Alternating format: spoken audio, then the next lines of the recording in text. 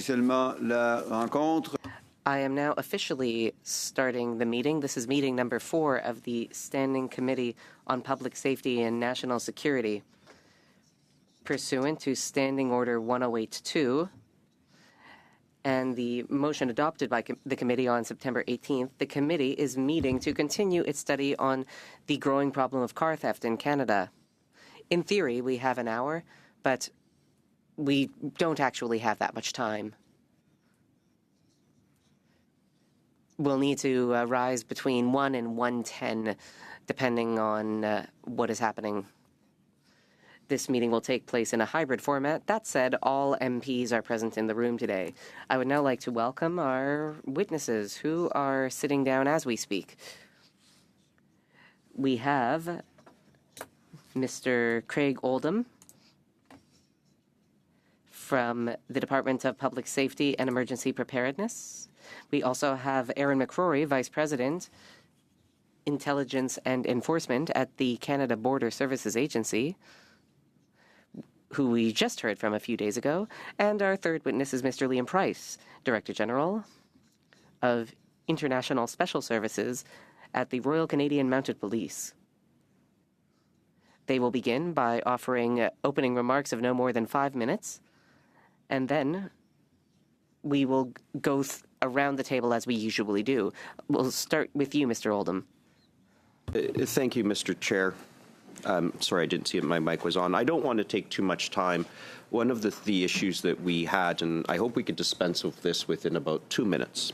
The minister, we had a motion on the floor about the minister coming to committee over a week ago. Now, my understanding was that the Liberals were going to have dates for the minister, and in good faith, we didn't pull any stunts or anything like that to resurrect that motion. I was advised by my counterpart, and I don't put any blame on him, that there is no date for the minister because we have not invited the minister as is required by a motion. So it appears that we need a motion to get the minister here. So I will be moving my motion. The minister has obviously not had the greatest of weeks. We're dealing with crime. We're dealing with a confiscation on which there's a secret recording, and we don't know what's what. And this is an area in which Canadians need answers. We need answers as parliamentarians on behalf of our people. So I don't want to take up too much time. I think this should be very quick. So I will be moving my motion again. Is this a motion that you have sent a notice of in the last 2 days? This is the same. I'm moving the same motion as is already. So been what you're notice. asking is to return the debate on the motion. I'm not asking to return to debate. I'm moving the motion again. So well, you cannot move that motion. It's already there. So you'd like to turn back to the debate on that motion, but that requires a vote, an immediate vote on whether we leave the debate that we have scheduled, or the debate with the witness presentation that we have scheduled today, and we want instead to have a debate on that motion. Well, so I don't want a debate. I think we just have to deal with this. We should take no more than 2 minutes. Yeah, well, we need to, and I'll ask the committee members whether they want to do that. So this is a dilatory motion, which leads to moving perhaps briefly to that debate. So I'm asking which of the committee members agree to turning to that debate that we had adjourned on last time around. So it must have been Friday. Madame de Bellefeuille, are you in favor? Oui. En favor. So who is in favor of going back that motion? So what was the motion? Okay, so I'll say it in French this time. Donc la motion de Monsieur Caputo. Mr. Caputo's motion, which is a dilatory motion, suggests bringing back Friday's debate on the motion, which we were not able to conclude. So we would go back to that discussion. Who's in favor of going back to that discussion? I saw Ms. de Bellefeuille is in agreement, and all the MPs on this side. All right. In that case, we will reopen. So we can now, as you said, perhaps briefly debate that motion. Madame, Monsieur Ramsey? Alors, le ministre est prêt à venir. The minister is ready to come. But he received an invitation under Ms. de Bellefeuille's study. suggested that Secretary of State Sahota and the minister should both appear for 1 hour each. Then there was this other motion, which was never transferred to the minister by the clerk. Of course, the minister cannot respond to something that he has not received. If we actually get the motion, and if it calls for, can I clarify, does it call for 2 hours? Mr. Caputo, would you happen to have the text of the motion that you tabled last week? So, for our discussion, for the record? And then we can check whether it's also your understanding that this is the same motion. I believe there was a friendly, while the clerk is searching, I believe there was a friendly amendment, is my recollection, to change it from 4 hours to 2 hours. That was my recollection. Okay, vous pouvez valider ça, Madame la greffière. Madame de Bellefeuille? Ms. de Bellefeuille? That's what I wanted to bring up. We had actually gone a considerable way in the debate, and an agreement was struck. We agreed on 1 meeting instead of 2, and we were just about to conclude and come to an agreement, but time ran out.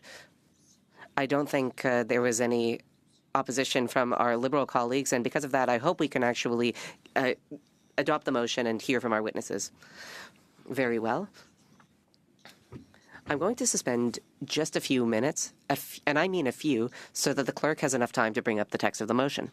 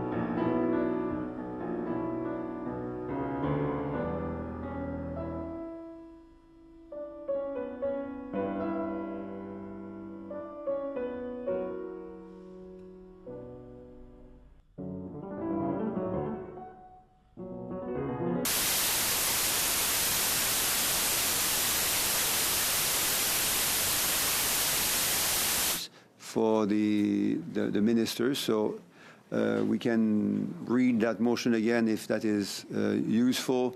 So the committee would like to invite the Minister of Public Safety for an appearance of 2 hours at this committee. So is that the understanding of everyone? Yes? That's the gist of it. I think we had a date on there as well.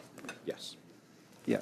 Well, as we know, as we all know, experienced members in particular, the committee can always fix or suggest a date, but that does not force a minister or any other MP to come at a particular time on a particular date. So that's obviously for the clerk, their team, and the minister's office and the department involved to find the possible date for that to be happening. So my question then is, who is in favor of that motion?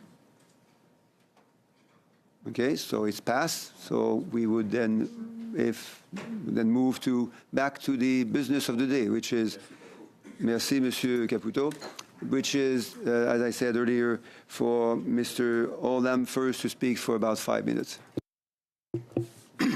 Thank you very much. I'm Craig Oldham. I'm one of the Director Generals in the Crime Prevention Branch at Public Safety, and I am largely overall responsible for the National Action Plan to combat auto theft. As highlighted in the RCMP's Criminal Intelligence Service Canada report from December of 2023, the issue of vehicle theft in Canada had been steadily increasing in the years prior to 2024. From 2021 to 2023, Ontario and Quebec saw larger than normal surges in auto theft. For example, Ontario witnessed a 78% increase in violent carjacking, while vehicle theft rates in Quebec rose by 50%. The involvement of organized crime groups in the vehicle theft market had also augmented significantly during the same time. Cette circonstance justifiait une réponse rapide. These circumstances warranted a swift and thorough response, and this is exactly what we have been collectively delivering across impacted jurisdictions since then. February 2024 Auto Theft Summit and the follow-on launching of the National Action Plan on Combating Auto Theft, the federal government has worked steadily with an array of partners to advance a number of initiatives to prevent auto theft, recover stolen vehicles, stop their export, and combat the organized crime networks behind the crime. Que vous le savez peut-être, le plan d'action. As you may be aware, the National Action Plan has so far been updated on 2 occasions. First, on October 16th, 2024, followed by a second update on March 8th, 2025. Efforts with provincial, territorial, municipal, and industrial partners, and as highlighted in the March 8th, 2025 update, we continue to see positive results from these dedicated actions. In the first half of 2025, national auto theft trends have decreased by 19.1% compared to the same period in 2024, and this is from the Equity Association report, first half of 2025 auto theft report. The Canada Border Services Agency intercepted 2,277 stolen vehicles in its marine and intermodal ports in 2024, with significant interceptions in Quebec and Ontario. In addition, 1,155 vehicles have been detained thus far in 2025. Finally, since integrating data from the Canadian Police Information Centre with Interpol's stolen vehicle database, the Royal Canadian Mounted Police have received 4,312 notifications and 889 international collaboration requests via Interpol's stolen vehicle database. Comme nous le savons trop bien, le groupe. As we know too well, organized crimes groups and networks are quick to adapt. And that is why PS, the RCMP, the CBSA, and other involved federal departments continue to work actively with our partners to ensure a comprehensive and agile response to this evolving criminal trend. This includes gathering provincial and territorial partners in early October to assess the overall progress and to agree on an approach to further engagement with industry partners beyond the existing national auto theft plan-related activities.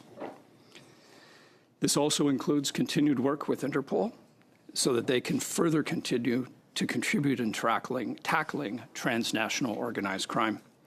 And I would just like to point out, as part of that success story, Interpol conducted a successful operation in March of this year in collaboration with 12 West African countries, during which most of the vehicles intercepted originated from Canada.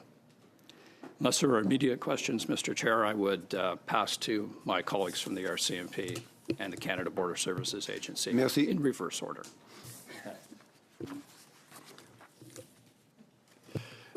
Merci, Monsieur le Président. Thank you, Chair, for the opportunity to discuss progress in combating auto theft. For intelligence enforcement at the Canada Border Services Agency. Le vol de véhicule est un problème complexe qui. Auto theft is a complex issue driven by organized crime that fuels broader criminal networks and undermines public confidence. It requires more than a single agency to address. It demands a unified, coordinated response. Auto theft has personal, social, and economic impacts and is a priority for the Canada Border Services Agency. Transnational criminals who collaborate across borders. Successfully disrupting and defeating them, therefore, also depends on collaboration. The Canada Border Services Agency is working with law enforcement partners and stakeholders, such as the Equity Association, to support the continued work on combating auto theft. Prior to and after the National Summit on Combating Auto Theft in February 2024, the agency has been focused on auto theft. We have responded to 100% of referrals received from the police of jurisdiction, and over 1,800 interception of stolen vehicles were made in 2023. In 2024, the Canada Border Services Agency intercepted 2,277 stolen vehicles, and as of September 23rd, 1,155 have been intercepted. These interceptions were driven by referrals from policing partners and our own intelligence-driven targeting. This highlights the importance of strong partnerships and coordinated efforts between the CBSA, the RCMP, and provincial and municipal police services, as well as other key stakeholders.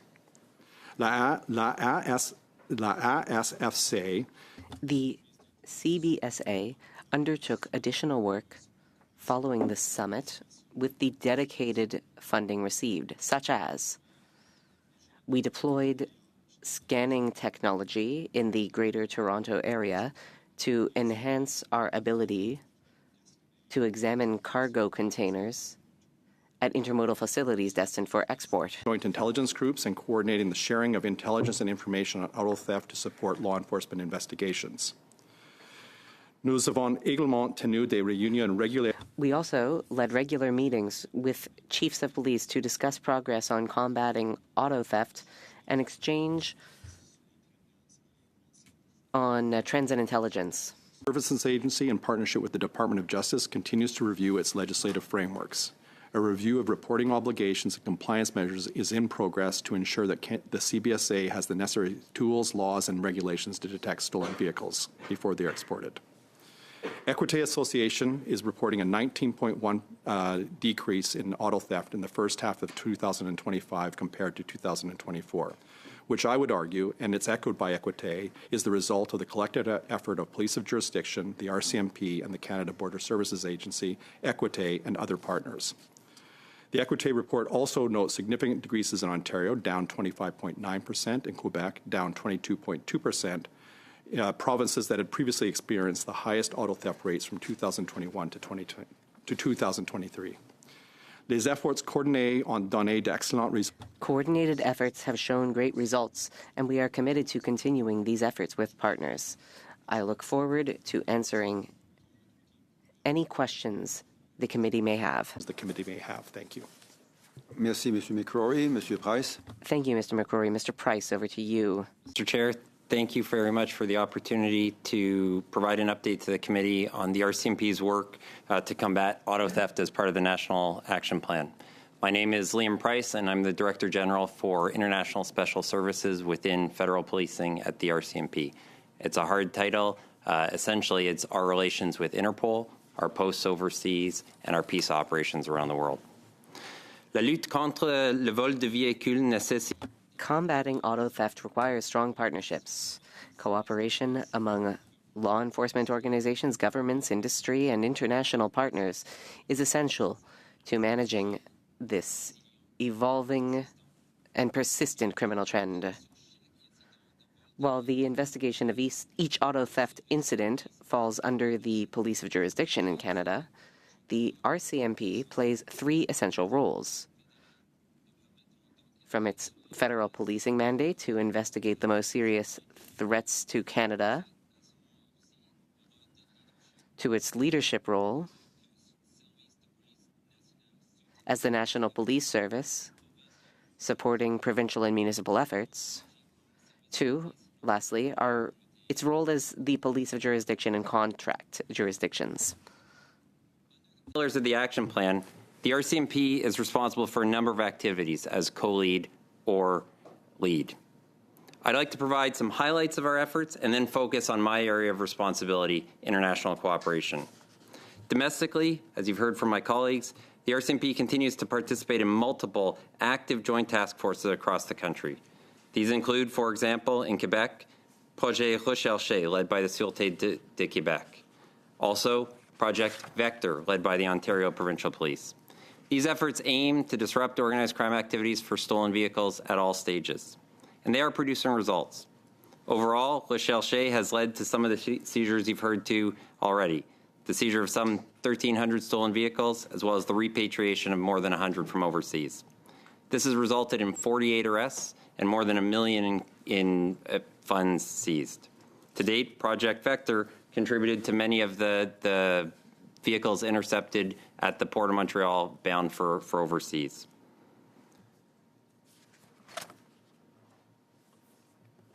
We also continue to collect, analyze, and disseminate intelligence to inform our collective direction, and we deliver training to support our collective efforts. The Criminal Intelligence Service of Canada, and the Canadian Police Service, and the Canadian Police College, which are both hosted by the RCMP, are leaders in these areas. But let me now shift to my area of responsibility from the more transnational perspective. Auto theft is an issue that goes beyond Canada's borders. It is a global phenomenon that requires global responses. To this end, as you've heard from my colleagues, we've significantly expanded our efforts to share information about Canadian stolen vehicles with foreign partners. Since February 2024, CPIC, or the Canadian Police Information Centre, data has been integrated with Interpol's stolen motor vehicle database. That means that details on more than 150,000 stolen cars from Canada are now integrated in the global fight around the world. By sharing this data, we have made it easier for foreign police to identify whether a car in front of them may have been stolen here in Canada. And this is working. As you've heard, we've received notification that more than 4,000 times foreign police have checked and found Canadian stolen cars. And on the back of that, we've received hundreds of requests for collaboration on investigations. As a result, that's helping us recover stolen vehicles and target the networks behind the thefts. But we're doing more than that. We're also taking this effort overseas. As you heard from Director General Oldham, we're deploying experts as part of multinational operations such as Project Safety Wheels under the auspices of Interpol, which is funded by Canada, to West Africa to help local authorities there target imports of vehicles to the region by organized crime. And many of the vehicles that we found there with Interpol and with local authorities did come from Canada. In closing, I would just like to reiterate that the RCMP remains engaged with partners to combat auto theft and to ensure that the criminals are held to account. We know that criminal networks are quick to adapt, and we appreciate the ongoing collaboration between partners to deprive criminal groups of this important profit center and to reduce harm to our communities. I look forward to answering any questions that the committee members may have today. Thank you, sir. Merci beaucoup aux trois témoins. Thank you to our three witnesses for your introductory remarks. This brings us, well, to the usual. We'll go around the table, starting with the Conservatives, and in particular, Mr. Caputo. Then I will move over to Mr. Ramsey. Thank you, Chair. To Mr. McCrory from the CBSA, the government promised 1,000 new CBSA officers. You're obviously aware of that. How many have been hired? So far this year, based on the funding we got in the fall economic statement, we've hired 30 new officers to work on removals and 36 new officers to work on the new technology that we're purchasing, and we're developing the plans to look at how we hire and bring on board the additional 1,000. Sorry, is that 36 total, did you say, or 76 or 66? 66. And that's, 66. And if I may clarify, that's the 66 from the fall economic statement. Right. And are those 66 specifically of the 1,000 that have been promised? That's in addition to the 1,000. Okay, in addition. So you haven't hired, so if it's in addition, you haven't hired any of the 1,000 that have been promised? We are in the process of developing our plan to hire. So in the process of could be, let's be real. We've all worked for the government. In the process of is something of an indefinite timeline. The reality is that Canadians were promised 1,000 new officers at the border. At this rate, by my rough math that I'm doing here, the rate we are going, it will take 7 years to hire those 1,000 officers. Isn't that of concern? I don't think it's going to take 7 years. As I say, our HR department is looking at how we can expedite this and working with our college to bring people on as quickly as they can. Yeah. But what I'm saying is that this was a promise. That promise hasn't been kept because 66 have been hired. We can all agree on that. I'm telling you that we're developing our plan and our action plan so that we can bring those 1,000 officers on board. To in Mr. addition Price, to others that we bring on as part same of our question. staff. 1,000 RCMP officers. How many have been hired? Sir, Mr. Chair, thank you for the question. Sir, I don't know. It's not my area of responsibility. Okay. With all due, I get that it's not your area of responsibility, but with all due respect, you are at the Public Safety Committee, and I anticipate that you anticipated this question would be asked. Is that fair? Maybe let me point out that there are thousands of officials around the government, as we know. Some of them come for a specific topic. The topic today is the topic of car theft. So if we can usefully focus our questions on car theft, that would be, I think, useful. Well, with all due respect, Chair, how many officers there are at the border that were promised directly impacts car theft. So I'm going to continue on here. Sir, clearly you knew that this was going to come up. Can you get a hold of somebody who can get us that number? So, Mr. Chair, thank you for the question. I'd be happy to take it on notice and get back to you with details. Well, we're going to have another round here soon. I'm sure you have two other panel mates. I would.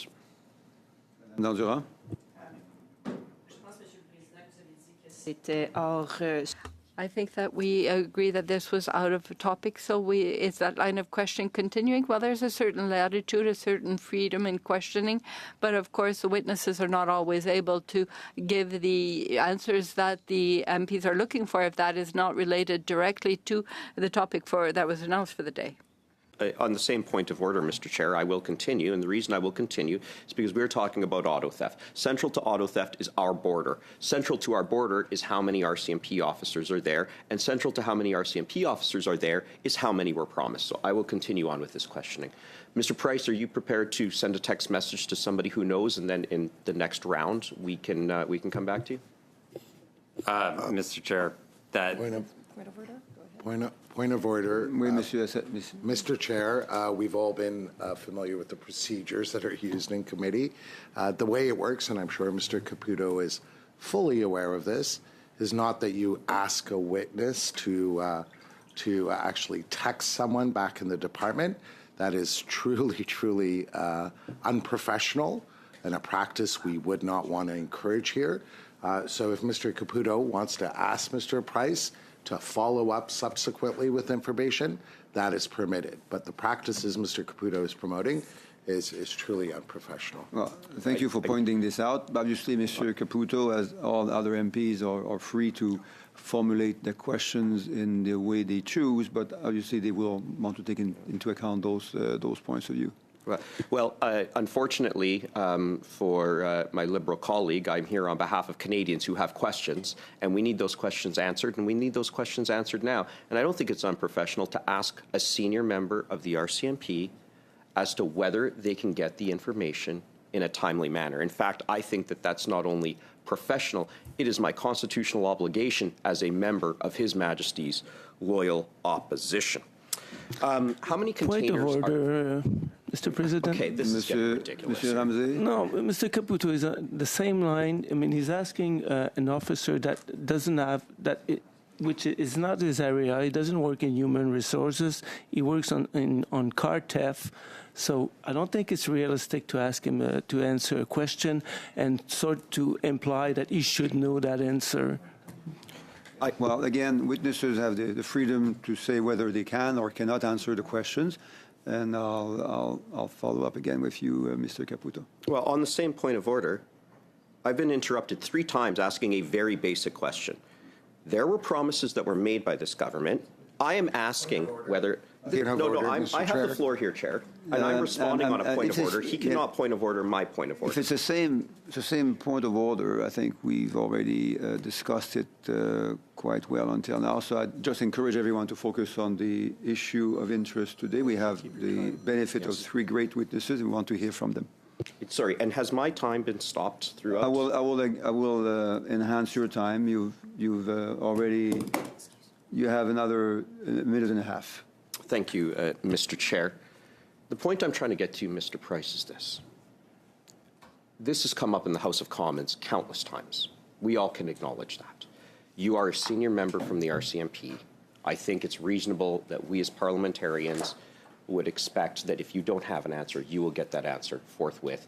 And we would also expect and hope that that's information that you would be armed with when you come to committee. I will move on.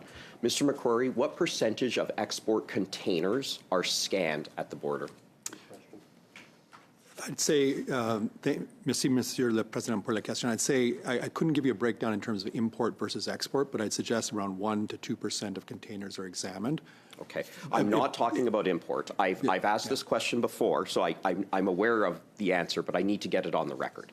1 to 2% of import containers, 1.5, are scanned. I'm only asking about export. Do you have statistics about how many containers, export containers, are scanned? Because that's where the stolen vehicles It'll be are. a fraction of that, but what I need to emphasize is what we're talking about here is whether or not those containers are physically examined or scanned with an X-ray machine, for example. And when I say examined, like, if it's a fraction of, like, when I think of... If I may, it's an important distinction, because what we do is we use advanced commercial information, whether it's inbound or outbound, and we have a new targeting tool that we've developed in response to auto theft that allows us to use that advanced commercial information to identify which container should be subject to a physical exam. So, 100% understand. And it's really about separating the wheat from the chaff so that we can focus our efforts where we think the vehicles are. I 100% understand, but if we're only examining a fraction at 1.5%, and you're examining a fraction of a fraction, that gives me pause for concern. Thank you. Une réponse courte qui va venir la prochaine fois peut-être, parce que j'ai même temps. You can give a quick answer, and then I have to turn to Mr. Ramsey.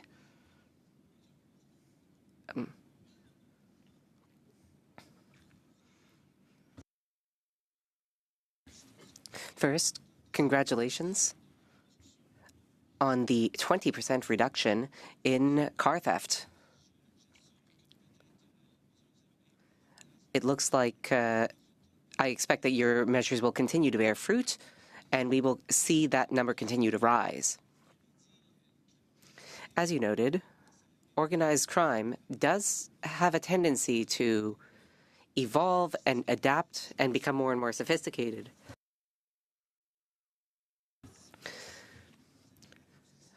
I would like to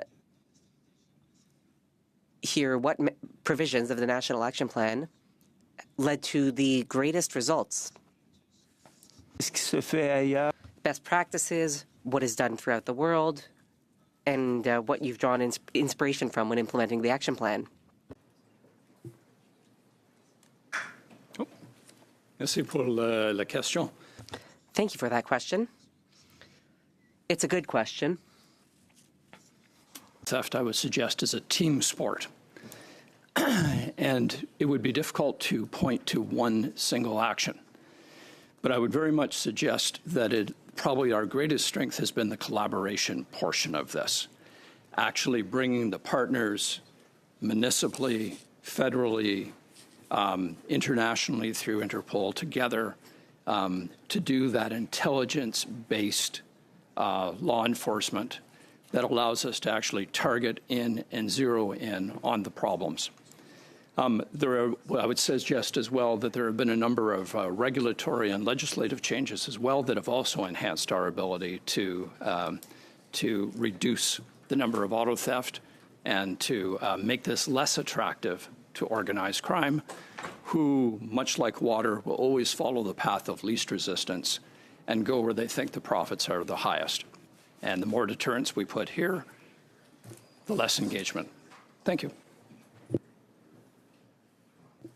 I would, merci pour Monsieur le Président, pour la question. Thank you for that question, Chair. The importance of collaboration.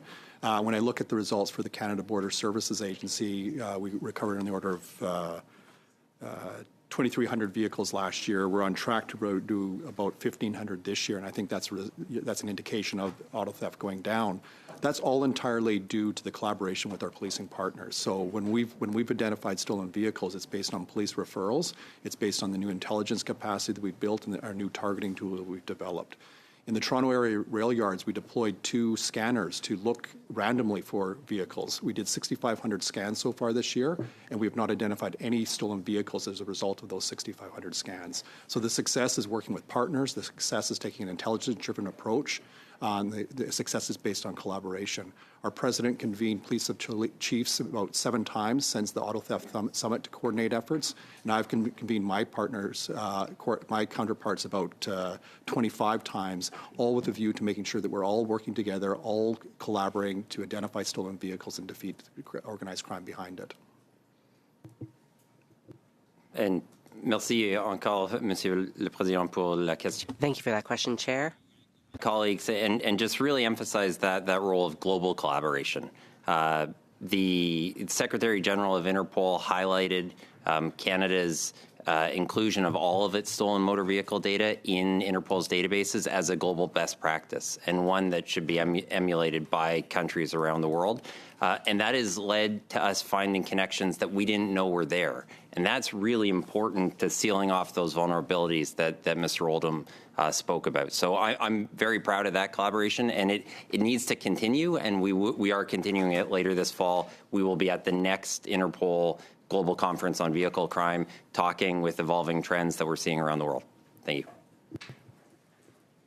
Monsieur Ramsey, vous avez encore une minute. Mr. Ramsey, you still have 1 minute.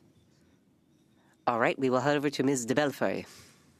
Thank you, Chair. And thank you as well to the Parliamentary Secretary for being so generous with his time. Gentlemen, thank you for the presentation. I wish we had more time to delve into it.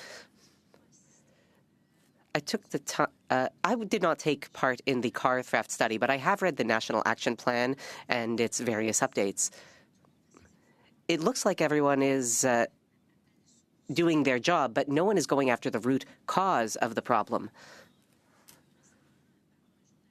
Recently, a professional journalist, an investigative journalist from Radio-Canada, noted that organized crime from West Africa is very active in car theft. And they arrive in Canada by asking for a study permit that is granted by Immigration and Refugees Canada. In the action plan, I see no reference to the participation by IRCC or Global Affairs. There's no accountability, there's no follow-up, they're simply not involved. It occurs to me that Global Affairs ought to sign agreements, for example, with Côte d'Ivoire. IRCC should also play a role. How could they better control the issuance of study permits for students from West Africa? I think these are massive missing pieces in the action plan because they're not accountable for bringing car theft down. Another thing I wanted to note, and I don't think this will surprise you, Mr. McCrory, is that I don't get the sense that CBSA has more space at the Port of Montreal or more of a presence there. So things are improving, but some people are not at the table. What do you think about adding Global Affairs and IRCC to the action plan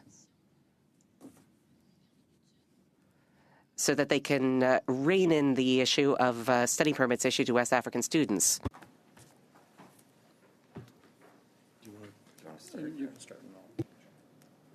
Merci, Monsieur le Président, pour la question.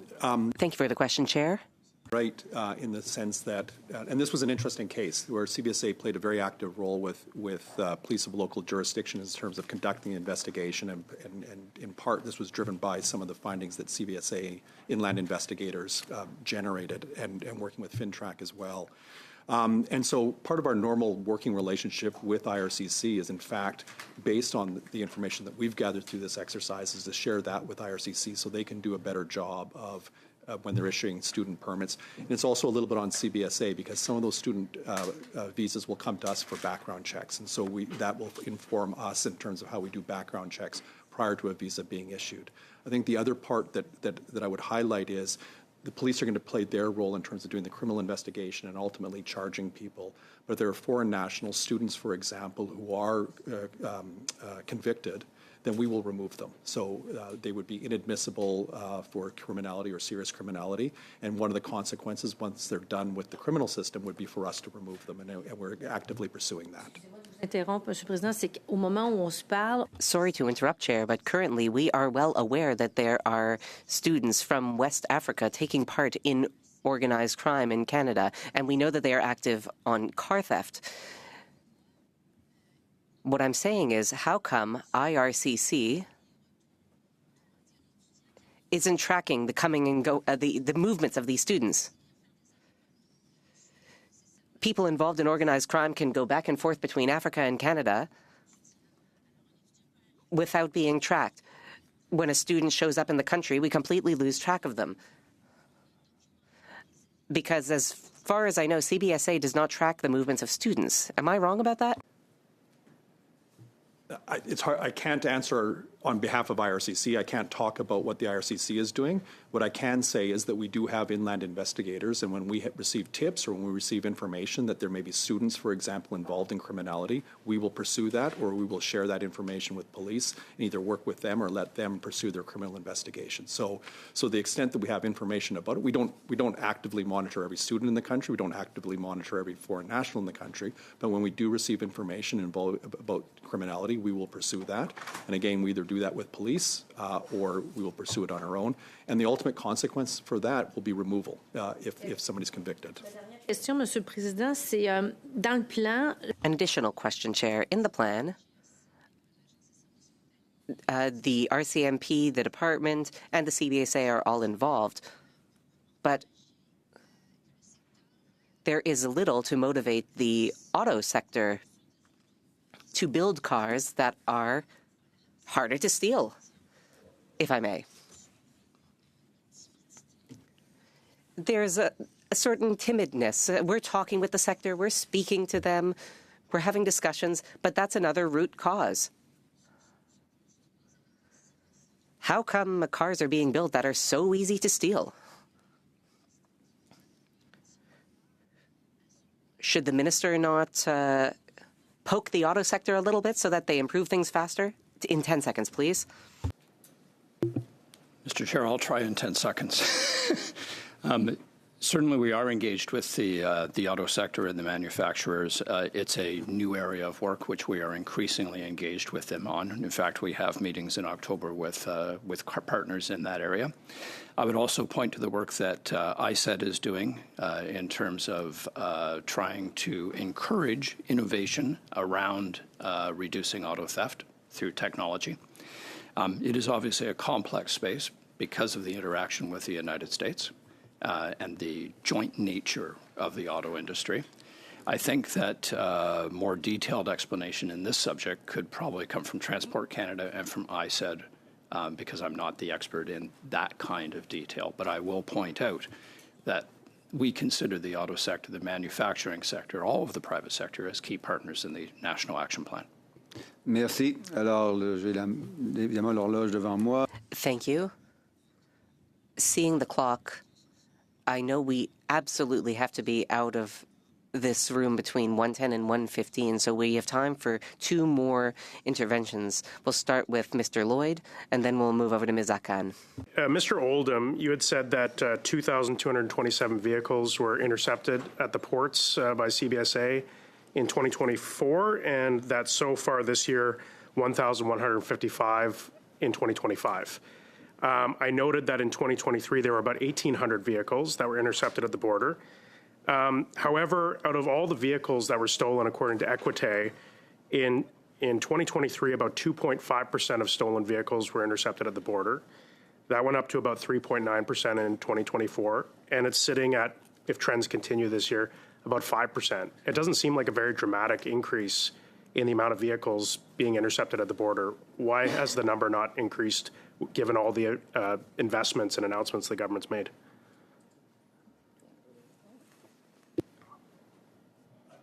Try to answer the question. Thank you for the President. Thank you for the question, Mr. Chair.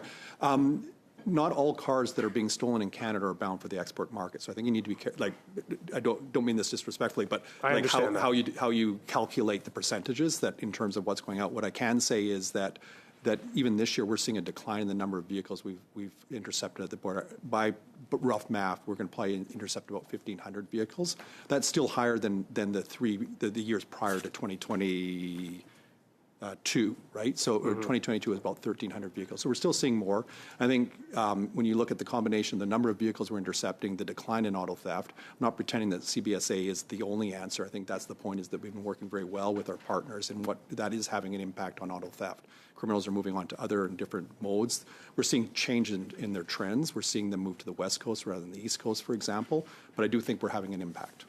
Okay, and that actually, and I'm well aware that there's a significant issue, because if criminals are shipping, they're not shipping vehicles out as much, but they're still stealing vehicles. I mean, it's estimated in the first half of this year, 23,000 vehicles were stolen. So these are bound domestically within Canada. And there's been an estimated, Carfax just released a report saying that there are 372,000 cloned VINs, vehicle identification numbers, currently in operation in Canada today. 127,000 of those are Ontario registered vehicles. I'm very concerned. I know this is a provincial issue as well, but there are hundreds of thousands of Canadians who are driving vehicles that are potentially stolen vehicles. What are we going to do about that when these people find out that their vehicles that they're depending on for their livelihoods were stolen? Is there any plans on how we're going to deal with that? Thank you for that. Good, Iman. There is a fair bit of activity around the VIN issue.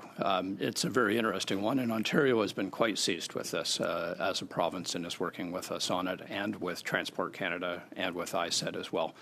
It's a technological problem as well that needs some resolution. We're not there yet, but we are working hard at it. And I think I would also be accurate to point out that stolen vehicles in Canada domestically are often used for parts as well. So they're, it is the old chop shop sort of methodology here, not just revinning and remodeling a vehicle. But is there a concern, though, and I think people have brought this to me, when people find out, so now Carfax is providing a reporting service, is your VIN a real VIN or is it a clone VIN? If somebody finds out that their VIN is cloned, they're talking about a $50,000, potentially more, loss that they paid for this vehicle. I think there's, don't want to say people are going to do the wrong thing, but there's a risk that these vehicles are going to magically get stolen. They're going to file insurance claims. Vehicles are going to be found burned out in the forest. They're going to file insurance claims. The liability costs could be massive. What plans are being made to ensure that these potential 372,000 clone VIN vehicles are not going to undergo that kind of fate? I can't speak to your numbers. I'm not familiar with them, but I will say that, as I said previously, the revinning issue is of concern.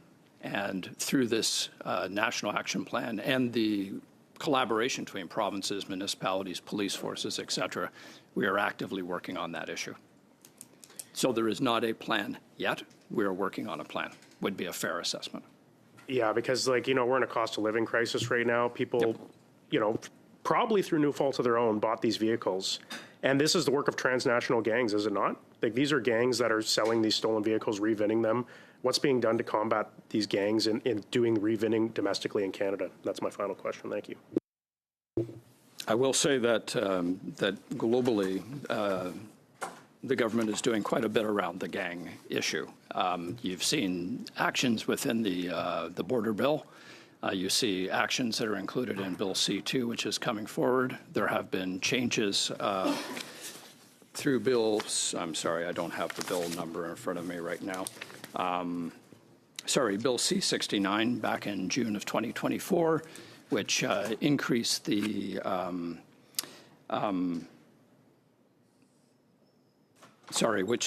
increased offenses around possession, distribution of devices, which are linked to this, of course.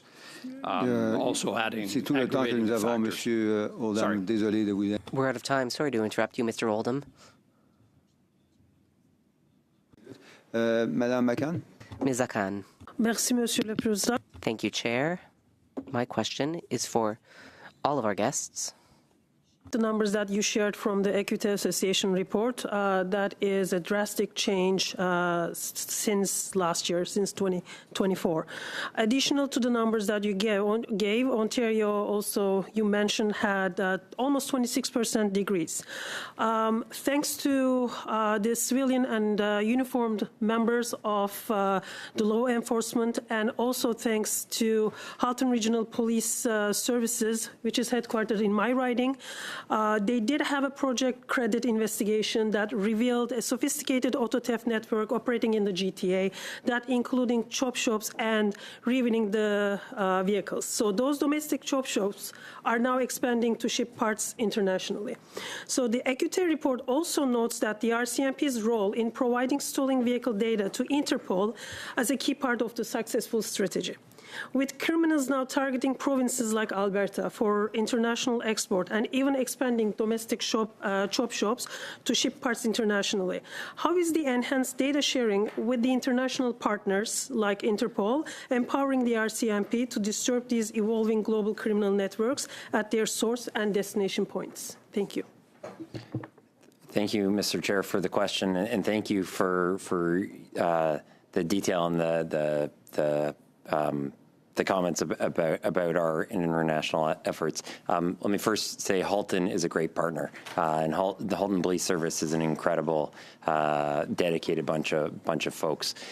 One of the great things about the RCMP is that as a Big Ten with jurisdictions across Canada, that sharing is happening organically. We were out in Winnipeg just last month talking with Police Service of Winnipeg, but also with police officers from across the West about the criminal vehicle theft problem and sharing the lessons that have been learned from Central Canada already. So that is happening on a daily basis through awareness, through things like purple notices out through Interpol, and it's a key part of our effort so that we don't have to relearn the problem time and again. And as my colleague just mentioned about movement to the West, we're detecting these trends earlier because that sharing is happening organically.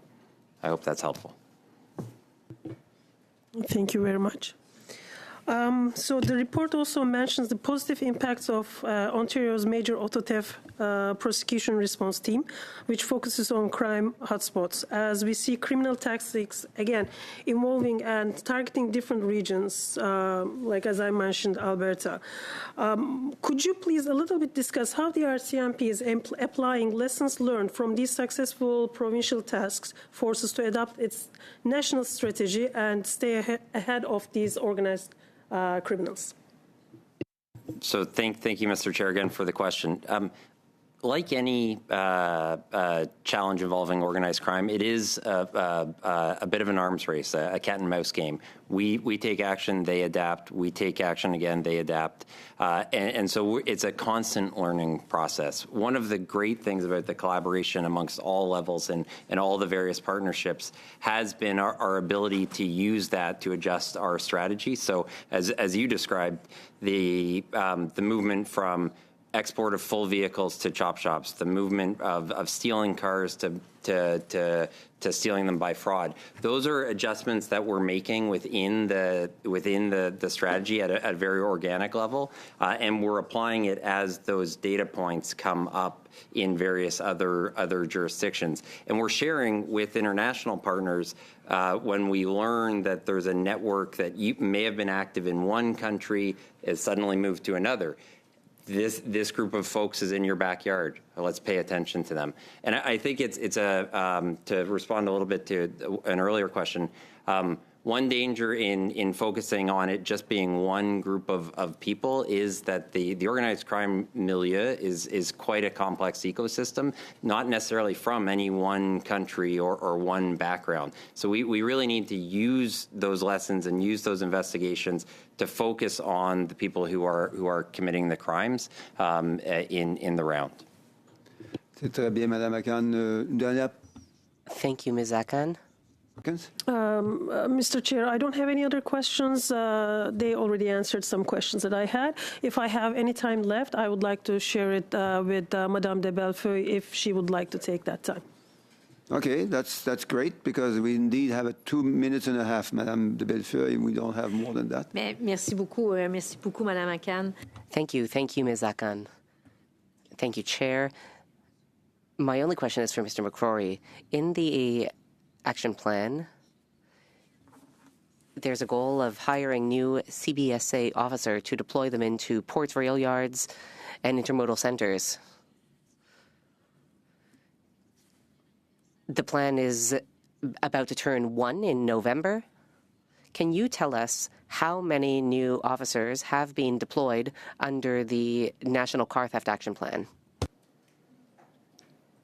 Merci, Monsieur le Président. Thank you, Chair, for that question. We've been probably around 30 FDEs have been hired, but the ones that really matter, the 10 FDE, or sorry, the 25 FDEs that are operational. So we had 10 new intelligence and targeting officers hired, and then 15 additional commercial examine officers hired to be deployed in Montreal at the port, in the Toronto area rail yards, Port of Halifax, and in Port of Vancouver as well. So they're in place. Monsieur le Président, c'est que j'ai comme information que le nombre... Mr. Chair, I was told that the number of CBSA agents at the Port of Montreal has not increased. Have I been misled? I'm not sure what the source of your information is, but what I'd say is we probably have about 40, on average, 40 people working at the Marine and Rail Examination Center at the Port of Montreal. And with the additional resources, probably another 6 were added. Again, some of them are intelligence officers, and some of them are going to be there to facilitate the exam of containers. J'imagine que mon temps est terminé, Monsieur le Président. I suppose I'm out of time? Unfortunately, it is. But you asked some wonderful questions, and there will be other times to talk about this as when we move on to studying the border. Because, of course, these two issues are highly connected. President, if I may, I would like to move a motion to adjourn the meeting for today. I was going to do that now because it's already 1:10. So merci beaucoup tout le monde et bonne journée.